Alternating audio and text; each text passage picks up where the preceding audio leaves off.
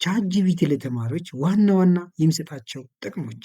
ቲፕ 1 አንደርስታንዲንግ ዲፊካልት ቶፒክስ። ከአዳዲስ ትምህርቶች ጋር እየታገላችሁ ነው? እመኑኝ ቻትጂፒቲ ይሄንን ቀላል ያደርገዋል። ለምሳሌ ስትራግሊንግ ዊዝ አውቶካድ ኦር ኤሌክትሪካል ኢንስታሌሽን ቶፒክስ። እኛ ስትራግል እያደረግን ከሆነ ሞር ለመረዳት እየተቸገርን ከሆነ ቻትጂፒቲን ኤክስፕሌን ኤሌክትሪካል ዋይሪንግ ዲያግራም ፎር ሬዚደንሻል ቢልዲንግ ዩዚንግ አውቶካድ ኢን ሲምፕል ስቴፕስ ብለን ይሄ እንደዚህ ታይፕ ካደረግን በኋላ ኢንተር ብንለው ሎክ ቻትጂፒቲ በደንብ ኤክስፕላኔሽኖችን ኖቶችን እያደራጀ ለኛ እያቀረበልን ነው። ስለዚህ እኛ ቀለል ባለ መንገድ ይሄን ቶፒክ አንደርስታንድ ማድረግና ሞር ኢንፎርሜሽን እንዲኖረን ያግዘናል ማለት ነው። ቲፕ 2 ራይት አሳይመንትስ ኤንድ ኢሴስ። አሳይመንቶችን ኖቶችን መጻፍ ብንፈልግ ባዶ ወረቀት ላይ ከየት ልጀምር ብለን ከምንጨነቅ መነሻ ሀሳብ ቢቸግረን ከአንክስቶ ቻትጂፒቲ ለምሳሌ ራይት 200 ወርድስ ኢሴ አባውት ሪኒዌብል ኢነርጂ ኢን ኢትዮጵያ መጻፍ ብንፈልግና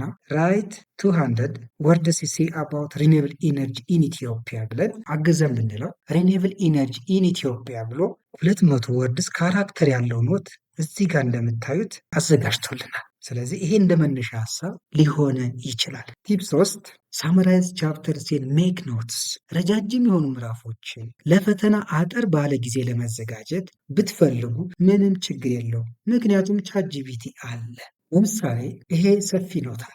ለኤግዛም አጠር ባለ ጊዜ እንድንዘጋጅ ቻትጂፒቲን ሳመራይዝ አድርገን ለኤግዛም የት ጋር ፎከስ ማድረግ እንዳለብን አግዘን ወይም ሰፖርት አድርገን ብንለው ሳመራይዝ ዚስ ቶፒክ ፎር ኤግዛም ብለን ይሄን ኖት ኮፒ አድርገን ለቻትጂፒቲ ብንሰጠው ዜን ኖቱን አስገባል ኢንተር እንበለው። ሉክ አሁን ይህን ቻፕተርቱን ሙሉ ኖቱን ሳመራይዝ አድርጎ የት ጋር ፎከስ ማድረግ እንዳለብን ለኤግዛሚኔሽን እያስቀመጠልን ነው። ዋና ዋና ፎከስ የምናደርግበትን ቦታ በደንብ እሱ ሃይላይትድ እያደረገልን ነው። ቲፕ 4 ቻትጂፒቲ ካን ክሬት ስተዲ ፕላንስ።